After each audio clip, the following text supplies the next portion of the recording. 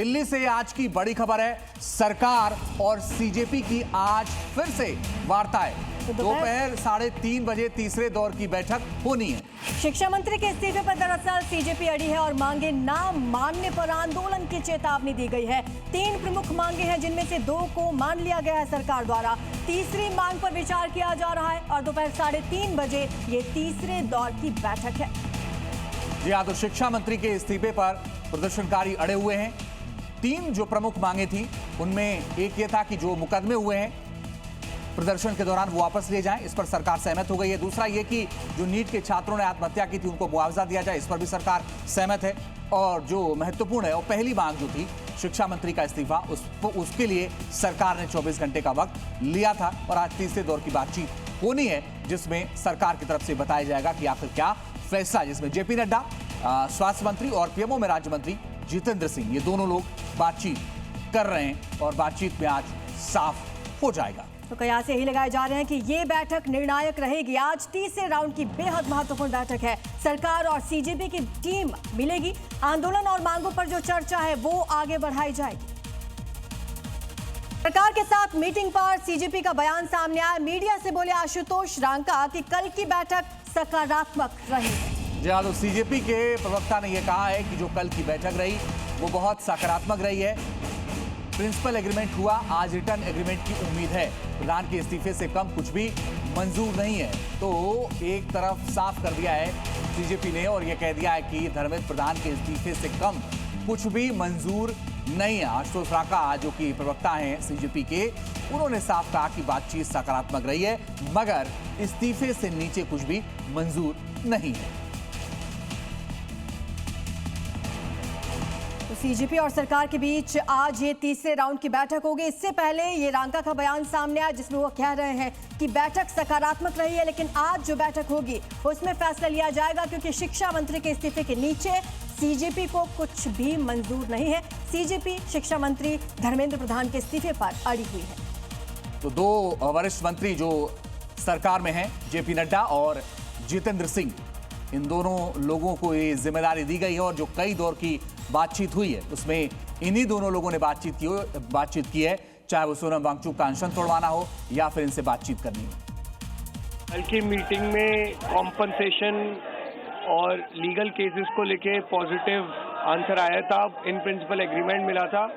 हमें उम्मीद है कि आज वो रिटर्न एग्रीमेंट भी मिलेगा, लेकिन जो मेन डिमांड है धर्मेंद्र प्रधान का इस्तीफा, उसको लेकर कभी तक कोई ठोस डिसीजन नहीं आया है। बल्कि जो हम कल मेन स्ट्रीम मीडिया पे देख रहे थे कि सूत्र कह रहे हैं कि प्रधान जी इस्तीफा नहीं देंगे। तो अगर प्रधान जी इस्तीफा नहीं देंगे तो बता दीजिए, फिर इस तरह की मीटिंग्स का कोई मतलब नहीं है।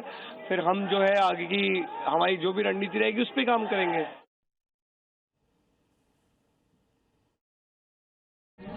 लगभग 2 घंटे बातचीत चली। सरकार की ओर से मैं और मेरे साथ भारत सरकार के मंत्री जितेंद्र सिंह जी बातचीत में शामिल हुए। उनकी बातें हमने सुनी। बातें सौहार्दपूर्ण वातावरण में हुई और कई दृष्टि से उन सारी बातों पर हर तरीके से चर्चा हुई। उनकी मुख्यतः 3 डिमांड थी और 5 सुधार के दृष्टि से परीक्षा में सुझाव नहीं। हमने उनको कहा है कि हम कल आपके साथ दोपहर बाद मिलेंगे और फिर हम अपने जो चर्चा वो आपको बताएंगे। और प्रदर्शन के बीच जनता से जुड़ी बड़ी खबर आपको बताते हैं।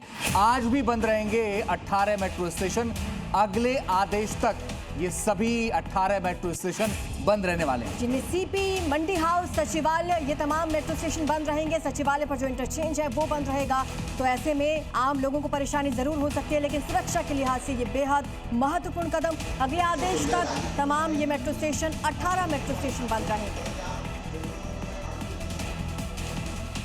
सोनम वांगचुक का एक वीडियो और नया संदेश सामने आया। अनशन तोड़ने पर जो सवाल उठे, उन सवाल उठाने वालों को उन्होंने जवाब दिया है। उन्होंने कहा, मैं 26 दिन भूख हड़ताल पर रहा, क्या ईमानदारी साबित करने की जरूरत है? मैं किन हालातों से गुजरा कोई नहीं जानता। बात सुनने से पहले बैकग्राउंड जरूर देखें। तो जो सवाल उठ रहे थे उनके अनशन तोड़ने को लेकर के, उस पर उन्होंने जवाब दिया है। अपने भाइयों और बहनों के छात्रों के लिए 26 दिन भूखा रहने के बाद, जिसमें कि मेरे 11 किलो शरीर खत्म हो चुका है, मसल्स चले गए हैं, ऑर्गन और दिमाग पर इरिवर्सिबल डैमेज लगभग होने के कागार पर पहुंचा है, और वो भी लद्दाख की कड़कती ठंड से दिल्ली की तपती धूप में बैठकर ये सब करने के बाद क्या मुझे किसी से कैरेक्टर सर्टिफिकेट लेनी होगी?